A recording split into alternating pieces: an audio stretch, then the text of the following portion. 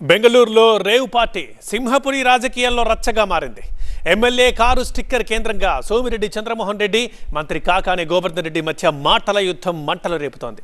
ఆ ఇద్దరు dialogue war ఇప్పుడు చూద్దాం.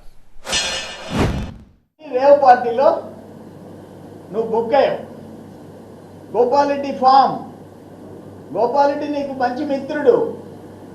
గోపాలరెడ్డి ఫామ్లో రేవ్ పార్టీ జరిగింది. నీ కార్ దొరికింది, నీ పాస్పోర్ట్ దొరికింది, నీ స్టిక్కర్ ఎందుకు దొరికింది, నీ కార్ పాస్ ఎందుకు దొరికింది, ఎమ్మెల్యే స్టిక్కర్. సమగ్రమైన ఎంక్వైరీ, సెంట్రల్ గవర్నమెంట్ ఇంటర్ఫీర్ కావాలా? ఈరోజు నేను సిద్ధంగా ఉన్నా, మీడియా సాక్షిగా ఒక 24 గంటల టైం ఇస్తున్నా. మన ఇద్దరు బ్లడ్ శాంపిల్స్ ఇద్దాం. ఆల్కహాల్ నా దగ్గర ఉన్నా కూడా నువ్వు మందు కొట్టేటువంటి వాడువా, నాకు మందు కొట్టేటువంటి అలవాటు ఉందా? ఎందుకంటే రేవ్ పార్టీలకు పోయేటువంటి వాడు మందు కొట్టాలా, డ్రగ్స్కి అలవాటు పడాలా?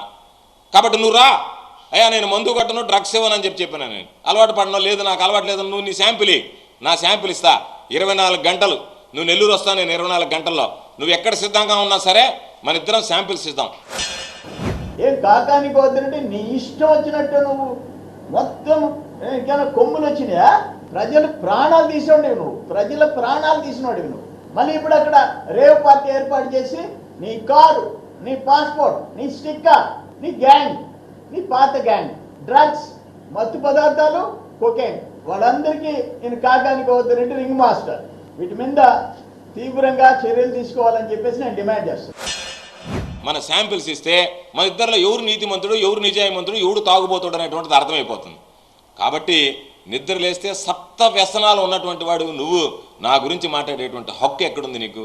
నా దురదృష్టం, దౌర్భాగ్యం ఇలాంటి వెధవా పనికిమాలినోడితో పోటీ చేయడం.